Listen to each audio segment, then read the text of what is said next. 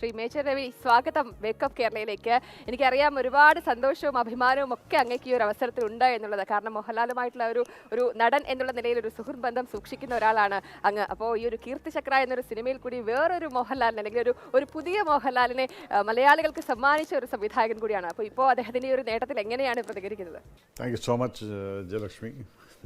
ഞാനൊരു അവസരത്തിൽ അദ്ദേഹത്തെക്കുറിച്ച് രണ്ട് വാക്ക് പറയാൻ കിട്ടുന്നൊരു അവസരം എന്ന് പറയുന്നത് നമ്മളെപ്പോലുള്ള ആൾക്കാർക്ക് വളരെയധികം സന്തോഷം പകർന്നൊരു കാര്യമാണ്. ഇദ്ദേഹത്തെ പോലൊരു വ്യക്തി ജീവിച്ചിരിക്കുന്ന ഈ ഒരു നൂറ്റാണ്ടിൽ എനിക്ക് ജീവിക്കാൻ പറ്റിയല്ലോ എന്നുള്ളത് വിചാരിക്കുന്നൊരു വ്യക്തിയാണ് ഞാൻ. പിന്നെ അദ്ദേഹത്തിനെ ഒരു ഇൻഡിവിജ്വൽ എന്നുള്ള രീതിയിൽ 94 മുതൽക്ക് എൻ്റെ ഫ്രണ്ട്ഷിപ്പ് തുടങ്ങി. പിന്നീട് 2006 ഞാനൊരു ഡയറക്ടറായിട്ട് അദ്ദേഹത്തെ വെച്ച് പടം ഡയറക്റ്റ് ചെയ്യുന്നത്. പക്ഷേ ഈ ആരാധന തുടങ്ങുന്നത് ചിത്രം എന്നുള്ളൊരു സിനിമ കണ്ടിട്ട് തുടങ്ങിയ ആരാധനയിൽ നിന്ന് പിന്നീട് ഞാൻ അദ്ദേഹത്തിൻ്റെ ഒരു അടിമയായിട്ട് മാറിയിരിക്കുകയാണ്. ബിക്കോസ് അടിമ എന്ന് പറഞ്ഞു കഴിഞ്ഞാൽ അദ്ദേഹത്തിന് വേണ്ടി എന്തും ചെയ്യാൻ തയ്യാറെന്നുള്ളൊരു ലെവലിൽ നിൽക്കുന്നൊരു വ്യക്തി ഇന്നും അതെ, അന്നും അങ്ങനെ തന്നെയായിരുന്നു. പക്ഷെ അത് ഇടയ്ക്കിടയ്ക്ക് പോയി പറയാനോ അല്ലെങ്കിൽ ശല്യം ചെയ്യാനോ ഒന്നും നിൽക്കാറില്ല. ബട്ട് ദെൻ ഇന്നത്തെ ഈ സന്തോഷം എനിക്ക് കുറച്ചുകൂടെ 2019 ആ 2018 ദാദാസാഹിബ് ഫാൽക്കെ അവാർഡ്. ആ സമയത്ത് ഞാൻ അതിൽ ജൂറി മെമ്പർ ഉണ്ടായിരുന്നു. അങ്ങനെ അമിതാഭ് ആ അവാർഡ് കിട്ടിയതും അദ്ദേഹം ആ അവാർഡ് വാങ്ങിച്ചിട്ട് തിരിച്ചു വരുന്ന സമയത്ത് ഞാൻ എൻ്റെ മനസ്സിൽ വിചാരിച്ചൊരു കാര്യമാണ്. ഞാനിപ്പോൾ അത് പറയാൻ എന്ന് പറഞ്ഞാൽ കുറച്ച് ബാലിശമായിരിക്കാം, എങ്കിലും ഞാൻ വിചാരിച്ചു എന്നായിരിക്കും എൻ്റെ മോഹൻലാൽ ഇതുപോലെ വാങ്ങിച്ചിട്ട് വരിക, കുറച്ച് സമയമുണ്ടല്ലോ എന്നുള്ളത്. കാരണം നമ്മൾ ഈ വയസ്സൊക്കെ നോക്കിയിട്ടാണ് ദാദാസാഹിബ് അവാർഡ് ഇത്രയും കാലങ്ങളൊക്കെ ഇരുന്നതിന് ശേഷം എന്നുള്ളൊരു ഫീലായിരുന്നു. പക്ഷേ ഇന്നലെ ലാലിനത് കിട്ടിയ സമയത്തുള്ള ആ ഒരു എൻ്റെ മനസ്സിൽ ഇത്രയും പെട്ടെന്ന് വന്നോ എന്നുള്ളൊരു തോന്നൽ, അത് വരും എന്നുള്ളത് അറിയാമായിരുന്നു. പക്ഷേ അത് പെട്ടെന്നൊന്നുമില്ല. ഈവൻ ലാലടക്കം ഷോക്കടിച്ചു. ഇപ്പോൾ കാലത്ത് ഇന്നലെ ഞാൻ വിളിച്ചിട്ടൊന്നും എനിക്ക് കിട്ടിയില്ല. ഇന്ന് കാലത്ത് അമ്മയെ കണ്ട് പുറത്തിറങ്ങി വഴിക്ക് എന്നെ വിളിച്ചിട്ട് പറഞ്ഞു, അണ്ണ ഞാൻ ഷോക്കിൽ, ഞാനും ഷോക്കിലാണ്. കാരണം ഇതൊക്കെ എക്സ്പെക്റ്റ് ചെയ്യുന്നതാണെങ്കിലും ഇത് കിട്ടിയ സമയത്ത് പിന്നെ ഇതിലൊരു സ്റ്റേറ്റ്മെൻറ്റ് ഞാൻ കണ്ടു. രാം ഗോപാൽ പറഞ്ഞൊരു statement. Ramu is a good friend of all of us.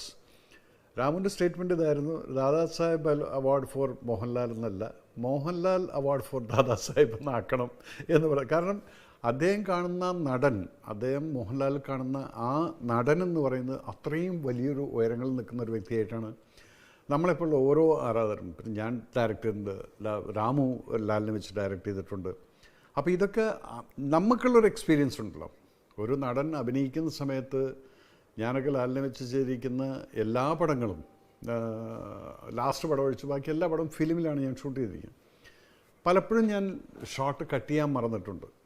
Because നമ്മൾ ഇങ്ങനെ മോണിറ്ററിലിരുന്ന് നോക്കിക്കൊണ്ടിരിക്കുന്ന സമയത്ത് ഇനി എന്തെങ്കിലും കിട്ടുമോ നമ്മൾ പറഞ്ഞൊന്നല്ല അങ്ങനെ ചെയ്തിരിക്കുന്നത്. പക്ഷെ നമ്മൾ വിചാരിക്കുന്നതിനപ്പുറത്തേക്കൊക്കെയാണ് ആ പെർഫോമൻസ് വരുന്നതെന്ന് കാണുന്ന സമയത്ത് നമ്മളിങ്ങനെ നോക്കിക്കൊണ്ടിരിക്കും. എന്നിട്ട് പിന്നെ ലാൽ അവിടുന്ന് മുഖം തിരിക്കാത്ത കട്ട് പറയാമെന്ന് പറയും. സോ ഇതൊക്കെ എന്ന് പറഞ്ഞാൽ നമുക്ക് ഒരു സുഖമുള്ള മൊമെൻറ്റ്സാണത്. എന്നിട്ട് പോയിട്ട് നമ്മൾ എന്തായി കാണിച്ചു. കാരണം ലാലിൻ്റെ ഒരു മറ്റേ കീർത്തിചക്രയ്ക്കകത്തിന് എന്നെ വളരെയധികം അതിശയിപ്പിച്ചിട്ടുള്ളൊരു സംഭവം എന്ന് പറഞ്ഞാൽ സ്പടിയൻ ജോർജുമായിട്ടുള്ളൊരു കോൺഫ്രണ്ടേഷനുണ്ട്. ലാസ്റ്റ് പോയിട്ട് മറ്റേ സന്തോഷ് ജോഗി മരിച്ചു പോയതിന് ശേഷം അദ്ദേഹം ക്രിക്കറ്റ് കളി കാണുമായിരുന്നു. എന്ന് പറഞ്ഞാൽ അതിലൊരു കോൺഫ്രണ്ടേഷനിൽ പോയിട്ട് ഞാൻ പറഞ്ഞ അദ്ദേഹം സീനിയർ ഓഫീസറാണ്, but you are in a rage. തൻ്റെ സബോർഡിനേറ്റ് മരിച്ചു പോയിട്ട് ഈ സീനിയർ ഓഫീസർ അവിടെ വന്നില്ല എന്നുള്ളതിൻ്റെ ഒരു ദേഷ്യവും മനസ്സിലുള്ള വിഷമവും എല്ലാം ഉണ്ട്. അപ്പോൾ അവൻ്റെ ബോഡി യാത്രയാക്കിയതിന് ശേഷം ഇദ്ദേഹം വിളിച്ചിരിക്കുകയാണ് വെറുതെ ചൊറിയാൻ വേണ്ടിയിട്ട്. അപ്പോൾ ആ ചൊറിച്ചിലിന് ഒരു ജൂനിയർ ഓഫീസർ എന്നുള്ള ലെവലിൽ ആ റെസ്പെക്റ്റ് മെയിൻറ്റെയിൻ ചെയ്യണം. But at the same time you can even go over board എന്ന്. ഇത്രയാണ് നമ്മൾ പറയുന്നുള്ളൂ. പക്ഷെ അത് കഴിഞ്ഞിട്ട് പിന്നീട് ആ പെർഫോമൻസിൻ്റെ ലാസ്റ്റിലുണ്ട്. അപ്പോൾ ഇങ്ങനെ ക്യാമറ വെച്ചിരിക്കുമ്പോൾ രണ്ടുപേരും കൂടെ ഇങ്ങനെ അടുത്തിങ്ങനെ വരുന്നു. അപ്പം അതിൽ കാണുന്നതെന്ന് വെച്ചാൽ ലെഫ്റ്റ് സൈഡിൽ മോഹൻലാൽ നിൽക്കുന്നു, റൈറ്റ് സൈഡിൽ സ്പടിയൻ ജോർജ്. അദ്ദേഹത്തിൻ്റെ മൂക്കിനടുത്തോട്ടങ്ങ് വരികയാണ്. വന്നിട്ട് you do whatsoever you feel like, you will not be able to എൻ്റെ തലേന്നും കട്ടിയില്ലല്ലോ, you do whatever you feel like എന്നും പറഞ്ഞിട്ട് ഒരു സെക്കൻഡ് കഴിച്ചിട്ട് പുറകിലോട്ട് മാറുന്നത്. സർ, ആ ഡിസിപ്ലിനിക്ക് തിരിച്ചു വരികയാണ്. ആദ്യം ഇത് കാണുന്ന സമയത്താണ് ഞാൻ ഈ റൈറ്റ് സൈഡിലുള്ള ചീക്ക് ഇളകുന്നുണ്ട്. Because that was towards him, but then left side is still. ഇതൊക്കെ കാണുന്ന സമയത്താണ് ദൈവസിദ്ധമായിട്ട് കിട്ടുന്ന ചില കഴിവുകളെ നമ്മൾ നോട്ടീസ് ചെയ്യും. നിങ്ങൾ പ്രേക്ഷകർ ചിലപ്പോൾ നോട്ടീസ് ചെയ്യില്ലായിരിക്കും അത്. But then that is Mohanlal. മോഹൻലാലിൻ്റെ കൈകളടക്കം അഭിനയിക്കും എന്ന് പറയുന്നില്ലേ, സത്യമാണത്. നമുക്കറിയാം. അപ്പം ലാലിൻ്റെ അടുത്ത് ചോദിച്ചു കഴിഞ്ഞാൽ പലപ്പോഴും ലാൽ അതറിയില്ല, അതെങ്ങനെയോ വരുന്നതാണ്. So that is a simplicity. He's a performer by birth. ഈ ഒരു സിനിമകൾ കീർത്തിചക്രയാണെങ്കിലും കുരുക്ഷേത്രയാണെങ്കിലും ഒക്കെ ഇതിന്റെ ഒരു ലൊക്കേഷൻ അത് നമുക്കറിയാം, ത്രട്ടനിങ് ഏരിയാസ് ഉണ്ടായിരുന്നു അതിൽ. അപ്പോൾ അങ്ങനെ ഒരു സ്ഥലത്തേക്ക് മോഹൻലാൽ എന്നൊരു മഹാനടൻ എത്തുമ്പോൾ അദ്ദേഹം അതൊന്നും പ്രശ്നമല്ല അദ്ദേഹത്തിന്, എങ്കിൽ കൂടി ആ ഒരു സമയത്തുള്ള ഒരു അനുഭവങ്ങൾ അല്ലെങ്കിൽ ആ കഥാപാത്രമായി മാറുമ്പോൾ ആ ഒരു പ്രതിസന്ധികളെ അല്ലെങ്കിൽ ആ സമയത്തെ അദ്ദേഹത്തിന്റെ ഒരു രീതികളൊക്കെ എങ്ങനെയായിരുന്നു സർ? കീർത്തിചക്ര എന്നുള്ള സിനിമയ്ക്ക് തന്നെ ഡേറ്റ് എനിക്ക് കിട്ടുന്നത് ഞാൻ വളരെ മടിച്ചിട്ടാണ് മോഹൻലാലിൻ്റെ അടുത്ത് പോകുന്നത്. ബിക്കോസ് എന്നെപ്പോലൊരു പുതിയ ഡയറക്ടർ, ഒരു എക്സ്പീരിയൻസ് ഇല്ലാത്തൊരു ഡയറക്ടർക്ക് മോഹൻലാലിനെയോ അല്ലെങ്കിൽ മമ്മൂട്ടിയെ പോലുള്ള ആളുകൾ ഡേറ്റ് തരുമോ എന്നുള്ളൊരു മനസ്സിൽ എൻ്റെ ഒരു തോന്നലുണ്ടായിരുന്നു. പക്ഷേ ആ ഡേറ്റ് കിട്ടിയതിന് ശേഷവും പല രീതിയിലും പല കമൻറ്റുകളും വരാറുണ്ടായിരുന്നു. പക്ഷെ നിങ്ങൾ ആരും ശ്രദ്ധിക്കാത്ത രീതിയിൽ ആ കീർത്തിചക്രയിൽ നിങ്ങൾ ഒരിക്കലും ഒരു ക്രിറ്റിസിസം ചെയ്യാത്തൊരു സംഭവമുണ്ട്, ലാലിൻ്റെ ശരീരം. എന്നോട് പലരും ചോദിച്ചിരുന്നു ഈ ശരീരം വെച്ചിട്ട് പട്ടാളക്കാരനെ പോലെ ഉണ്ടാവുമെന്ന്. പക്ഷെ നിങ്ങൾ അത് ശ്രദ്ധിക്കാതെ പോയത് എന്തുകൊണ്ടെന്നറിയോ? അദ്ദേഹത്തിൻ്റെ ആ ക്യാരക്ടറിലോട്ട്, ആ മേജർ മഹാദേവനിലോട്ട് അങ്ങ് കയറി ചെന്നപ്പം അദ്ദേഹത്തിൻ്റെ ശരീരമോ അല്ലെങ്കിൽ ബോഡി ലാംഗ്വേജ് അതെല്ലാം അങ്ങ് മാറി. നിങ്ങളതിനെക്കുറിച്ച് ശ്രദ്ധിക്കാനുള്ള സമയം ആ മഹാനടൻ തന്നില്ല നിങ്ങൾക്ക്. കാരണം ഓരോരോ പെർഫോമൻസ് ചെയ്യുന്ന സമയത്തും ടു ബി പ്രിസൈസ്ലി എക്സാക്ട്ലി ഒരു ആർമി ഓഫീസർ എങ്ങനെയായിരിക്കും, ഈ മേജർ മഹാദേവൻ എങ്ങനെയായിരിക്കും എന്ന് കാണുന്ന സമയത്ത് അദ്ദേഹത്തിൻ്റെ ഈ ഡ്രോബാക്ക്. ഇന്നിപ്പോൾ ലാലിൻ്റെ ശരീരം അന്നത്തേക്കാളെല്ലാം വളരെ ഫിറ്റായിട്ടായിരിക്കും. അന്നൊക്കെ ഇങ്ങനൊരു കഥാപാത്രത്തിന് വേണ്ടി പ്രിപ്പയർ ആയിട്ടില്ല. പക്ഷേ എങ്കിലും അവിടെ ഒരു ക്രിറ്റിസിസം വന്നിട്ടുണ്ടായിരുന്നു, ലാലിൻ്റെ ശരീരം അതിന് ഫിറ്റാവുമോ മേജർ മഹാദേവന് എന്നുള്ളൊരു ചോദ്യം. പക്ഷെ പടം കണ്ടിട്ട് ഒരു മനുഷ്യനെ വിളിച്ച് ചോദിച്ചിട്ടില്ല, അങ്ങനൊരു കാര്യം പറഞ്ഞിട്ടേ ഇല്ല. കാരണം എന്താ അറിയോ, ഈ പെർഫോമൻസ് വെൻ ഇറ്റ് സൂപ്പർസീഡ്സ്, ഈ ലുക്കിനെ സൂപ്പർസീഡ് ചെയ്യാണ് ഈ പെർഫോമൻസ്. അത് സൂപ്പർസീഡ് ചെയ്യുന്ന സമയത്ത് പിന്നെ ആ മനുഷ്യനെക്കുറിച്ച് ഒന്നും പറയാനില്ല. മേജർ മഹാദേവനായിട്ട് ജീവിച്ചു. ആ മേജർ മഹാദേവൻ നിങ്ങൾ കീർത്തിചക്രയിൽ കണ്ടതും അതുപോലെ തന്നെ കുരുക്ഷേത്രയിലും അദ്ദേഹത്തിൻ്റെ ഓരോരോ പെർഫോമൻസ്.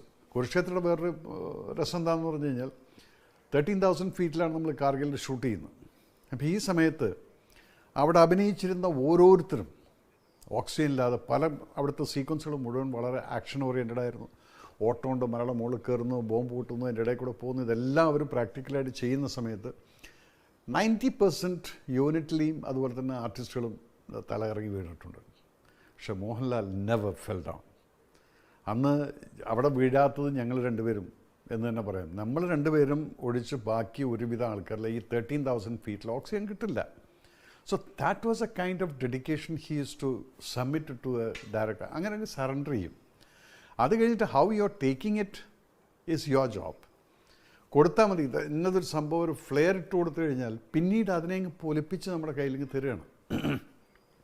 ഇപ്പം ഞാൻ ഈ ചിത്രത്തിൻ്റെ സമയത്തൊക്കെ പ്രിയേട്ടൻ്റെ അടുത്ത് ഞാൻ പടങ്ങളൊക്കെ കാണുന്ന ചിത്രമൊക്കെ അതെല്ലാം കാണുന്ന സമയത്ത് ഞാൻ പ്രിയേട്ടൻ്റെ അടുത്ത് ചോദിക്കും. അപ്പോൾ അവൻ പറയും, എടാ നിനക്കറിയില്ല, ഇവനെ അങ്ങ് വിട്ടുകൊടുത്തു കഴിഞ്ഞാൽ പിന്നെ നമ്മളിങ്ങനെ ഇരുന്ന് നോക്കും. അപ്പോൾ പ്രിയേട്ടനെ പോലുള്ളൊരു വ്യക്തിക്ക് പോലും അതിശയോക്തി പകരുന്നൊരു വ്യക്തിയായിട്ട് അദ്ദേഹത്തിൻ്റെ സ്റ്റേറ്റ്മെൻറ്റ് ഞാൻ കണ്ടു. എൻ്റെ എല്ലാമാണ് മോഹൻലാൽ എന്നത്. ശരിയാണ്, എന്ന് പ്രിയേട്ടൻ്റെ എല്ലാമാണ് മോഹൻലാൽ. പ്രിയേട്ടൻ പ്ലസ് മോഹൻലാൽ എന്നുള്ളതാണ് സിനിമ, മലയാള സിനിമയിൽ ഞാൻ കണ്ടിട്ടുള്ളത്. ആ കോമഡികളിലേക്ക് ഒരു അൾട്ടിമേറ്റ് ലെവലിലോട്ട് കൊണ്ടുവന്ന ഈ രണ്ട് കോമ്പിനേഷൻ. പക്ഷെ അതിലിപ്പോൾ റീസെൻ്റ്ലി മോഹൻലാൽ പറഞ്ഞൊരു കാര്യം കേട്ടപ്പോൾ എനിക്ക് വളരെയധികം വിഷമം തോന്നിയത്.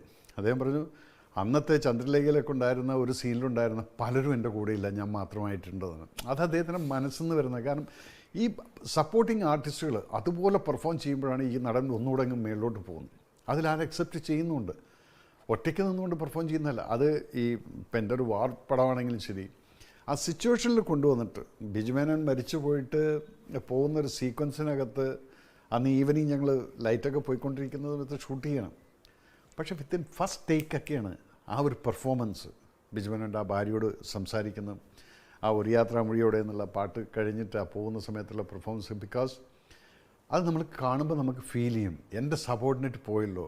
ആൻഡ് അവൻ്റെ ഭാര്യ, ഡൈവോഴ്സിൻ്റെ വക്കത്ത് നിന്നിരുന്ന ഭാര്യ അവനെ കാണാൻ വേണ്ടിയിട്ടും അവൻ്റെ കൂടെ പാച്ചപ്പ് ചെയ്യാൻ വേണ്ടിയിട്ടും യുദ്ധഭൂമിയിലോട്ട് പോസ്റ്റിംഗ് ട്രാൻസ്ഫർ വാങ്ങി വന്ന ദിവസം അവൾ സൈൻ ചെയ്യുന്ന ആദ്യത്തെ paper, because she being the doctor she has to sign this death certificate.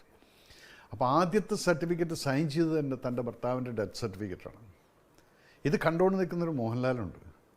അതൊക്കെ നിങ്ങൾ ആ സീൻ കാണുമ്പോൾ അറിയാം, ഇതിൽ കൂടുതലൊരു മനുഷ്യന് ആ സങ്കടം കൺവേ ചെയ്യാൻ പറ്റില്ല, സങ്കടവും മാനസിക സംഘർഷവും കൺവേ ചെയ്യാൻ പറ്റില്ല എന്നുള്ളത് അതിൽ കാണാം. എൻ്റെ സിനിമകളെക്കുറിച്ചാണ് ഞാൻ പറയുന്നത്. ബാക്കിയുള്ള സിനിമകളൊക്കെ ഇപ്പം ബ്ലസ്സിയുടെ തന്മാത്രയോ അല്ലെങ്കിൽ പല സിനിമകളും കോമഡി ആണെങ്കിൽ കോമഡി, സീരിയസ് ആണെങ്കിൽ സീരിയസ്, ഏത് പടം എടുത്ത് നോക്കിക്കഴിഞ്ഞാലും നമ്മളെ ഒരിക്കലും ഡിസപ്പോയിൻറ്റ് ചെയ്യില്ലല്ലോ. നമ്മളെ അതിശയിപ്പിക്കും. പിന്നെ സാധാരണക്കാർ ശ്രദ്ധിക്കാത്ത എത്ര അനുഭവങ്ങൾ പങ്കുവച്ചാലും മതിയാവില്ല. നമ്മൾക്കും ആ വിശേഷങ്ങളൊക്കെ കേട്ടിരിക്കണം എന്നുണ്ട്. പക്ഷേ സമയക്കുറവ് കൊണ്ടാണ് ഞാൻ ഇടപെട്ടത്. എന്തായാലും ഈ ഒരു അവസരത്തിൽ മോഹൻലാൽ എന്ന മഹാനടനെക്കുറിച്ച്, അദ്ദേഹത്തോടൊപ്പമുള്ള അനുഭവങ്ങളെക്കുറിച്ച് ആശംസകളും ഒക്കെ നമ്മളോട് പങ്കുവച്ചതിൽ നന്ദി അറിയിക്കുകയാണ്. Sir, thank you so much ഞങ്ങളോടൊപ്പം സമയം ചെലവഴിച്ചതിന്.